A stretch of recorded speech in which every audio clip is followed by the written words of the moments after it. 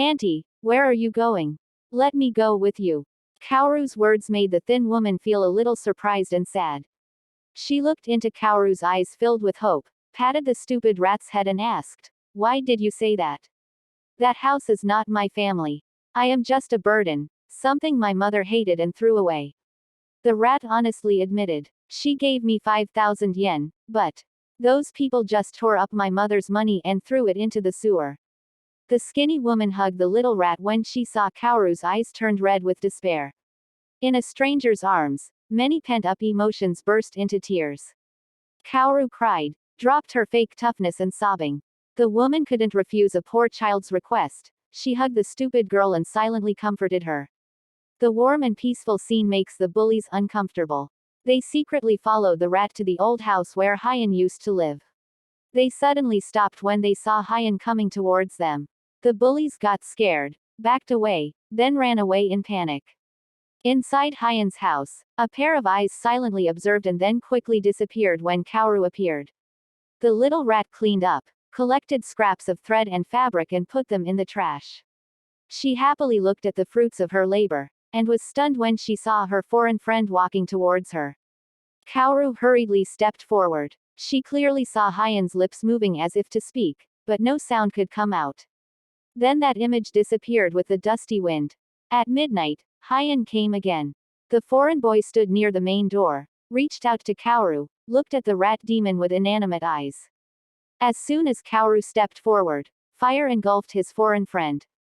Hyan still stood still, reached out for help but not speaking. Then every part of Hyan's body turned into ash. His angel's face became haggard, pale and then turned into a skull. And it still tried to move its teeth, as if wanting to say something, until it was swallowed by fire. Hyan! Kaoru shouted for her dead friend and woke up. Before the panic could pass, painful screams came from outside. Kaoru hurriedly went to check and then stopped. The sight of Hyan's mother lying among the torn costumes, holding her bloody hand towards the main door, a wordless plea in her eyes, begging Kaoru to go far away before being discovered. The sound of the door being kicked hard startled the rat. She could only hide behind a nearby potted plant, watching the creatures disguised as humans destroy the pride and self-esteem of Hyan's mother. They laughed happily as they cut beautiful fabrics and costumes sewn by Hyan's mother herself. Tears welled up in the poor woman's eyes because of the physical pain. They take turns tormenting and enjoying. Satisfied animalistic laughter alternated until the poor woman closed her eyes. They started searching everywhere, and then stopped in front of the potted plant where Kaoru was hiding. How? Not found yet. Useless. That girl is their reward. The woman in this house is just a toy while searching. The deep, rumbling voice was mixed with a bit of annoyance due to impatience. Find it quickly. Don't make me angry. The juniors immediately went looking. Hyan's mother's body was dragged inside and then mercilessly thrown into the yard. Kaoru's body suddenly became cold. Before her eyes, the woman she respected lay motionless amid torn and tattered clothes. Her arms were spread wide. Her legs were curled together to one side. Blood from the wrists and ankles was still flowing and soaking the clothes that were no longer intact.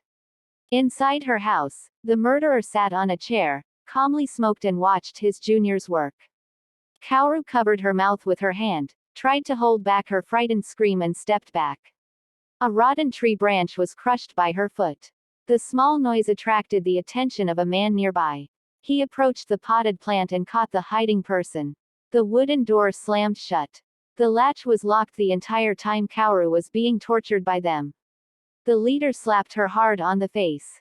His two juniors held the sperm rat's arms and legs tightly. The debauchery was filmed in its entirety, all night. When they left, Kaoru lay motionless in pain. The pieces of cloth under the rat's feet were drenched in blood. The dark creature hovered next to her, took her place in marking the silhouettes of people who were gradually disappearing into the quiet night. The rat demon tried to report the crime, but the marks on her body were concluded to be caused by violence. Her body did not retain anything of the villains. And it was the same in Hyan's mother's body. All traces are erased. They instead buried Hyan's mother and placed her in an orphanage. Nightmares about evil people always haunt every sleep.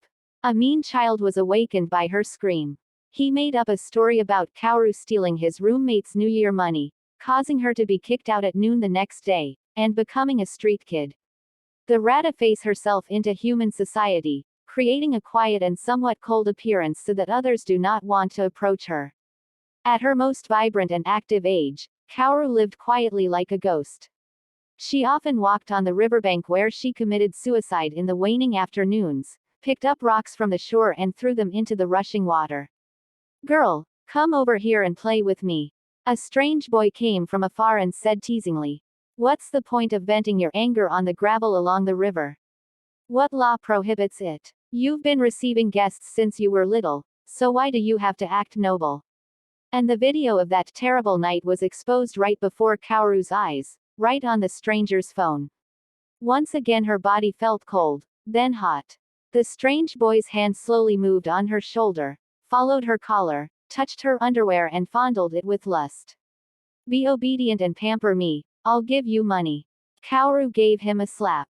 The rat's attitude made the scoundrel angry. He approached Kaoru, but before it could do anything, his eyes widened in horror, screamed loudly and ran away. Kaoru looked around bewilderedly. There was no one left, right or left, so what did that bastard see? As soon as the last streak of sunlight faded, the creature that had existed with Kaoru for many years appeared. It turned into a black shadow, came in front of Kaoru, knelt down and greeted with a respectful tone, "Mistress. That guy is the one who beat you and deliberately saved you." Kaoru looked at the dark creature and asked nonchalantly, "Because of him, I was cursed."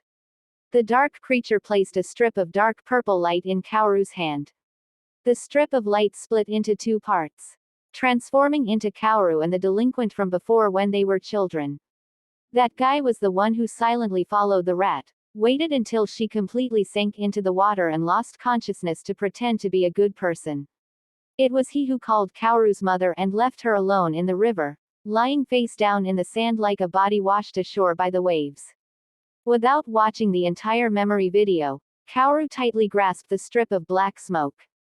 That magic vanished into mist. The rat looked at her new friend and commanded, "I'm sad. Do something to make me happy." The dark creature gradually transformed, turned into a clown, danced and singed, showed all kinds of tricks to entertain but could not make Kaoru laugh. The rat shook her head slightly, turned and left. The clown quickly returned to his old appearance and quietly followed. They reached the intersection and were blocked by two other boys. Following behind the newcomers was the boy who had been scared by the dark creature. He pointed at Kaoru's face and shouted, "Kill that demon." The boys in front rushed forward boldly. The dark creature grabbed one, lifted it up, and threw it far away. Seeing Kaoru smirk, the creature grabbed the remaining two guys, made them bang their heads together until they bled, and asked, "Miss, what do we do now?" Kaoru thought for a moment and then said in a light voice, "Show me their hearts. Let them perform surgery on each other, leaving the head behind for their parents to come claim the body." The dark creature took out a black notebook and a pen that looked exactly like a human finger and gave it to Kaoru. "Mistress can elaborately orchestrate the way they send people to destroy your life." Kaoru opened the first page, trying to put ink on it. As soon as the nib touched the paper, it left a bright red ink streak like blood. The rat hesitated for a moment and then asked her new friend, "Where did this come from?" "It is your friend that the mistress's mother threw into the fire a few years ago. It knew its owner needed it, so it found a way to return. Although this shape is a bit ugly, it has more uses than a regular notebook." "That's interesting." The sad eyes were quickly covered by anger. Kaoru tightly grasped the pen filled with strange patterns, looking at the people unconscious on the riverbank. 10 years have passed, and not a day has passed since she forgot that terrible night. Even after she fled to another place to live, she was still startled when someone nitpicked her. Every time she saw a group of people looking at her and whispering, Kaoru tried to pass by quickly but tears welled up in her eyes. The more she remembered the past, the faster her hands covered with scars wrote. The trembling handwriting seeped into the paper and spread, covered the page with a bright red color. The dark creature took the phone of the boy who used to play tricks on Kaoru, placed it on the sand, pointed the camera straight at the group of people controlled by magic, and recorded the scene of the guy being beaten by his accomplices. Each guy took turns reenacting the dirty game that Kaoru had experienced, then used rusty knives to destroy each part of his body, raising his bloody hand holding a beating heart, showed off with gleeful laughter. Red. Kaoru muttered. Good people's hearts and bad people's hearts are the same color. It's ridiculous. The rat turned away, leaving behind 3 bodies with only their heads intact. Next to them were hearts that had stopped beating. The next day, people were discussing the deaths of 3 young men with deviant behavior and perception. Somehow, they got their hands on the last footage of their lives, and discussed it right at the funeral. Kaoru quietly passed through the mass funeral, ignored the mothers in despair and pain going crazy over the death of their children. The cries of farewell gradually subsided and then stopped completely when Kaoru arrived at the place where Hyan was buried the day before. The foreign friend still welcomed the rat demon with a familiar warm smile. Kaoru placed a white rose on the deceased's grave, smiled, and whispered, "I avenged you and your mother. But for some reason, my heart is completely empty. I don't understand the meaning of revenge. Mistress." The dark creature hesitantly called out to Kaoru, then fell silent, looked at the cold grave. The rat looked at the dark creature standing next to her and continued the conversation. "The person who came with me is my new friend. I don't know his name and his age, so I don't know how to address him properly. I just want to tell you that with him by your side, I won't be lonely anymore.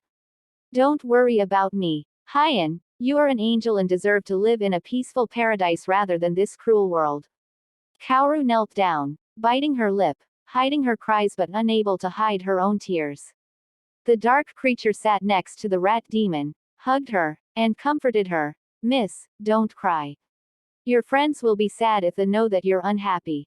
"He isn't happy." Kaoru looked at the dark creature, hesitantly repeating what it had said. The dark creature slowly explained. "I myself am also a ghost. I understand the feeling of seeing relatives and friends crying, but I can't do anything. You and your friend are so close, surely the spiritual connection between the two still remains. It's possible he hasn't gone far yet. He still hangs around here until the day you becomes truly stable.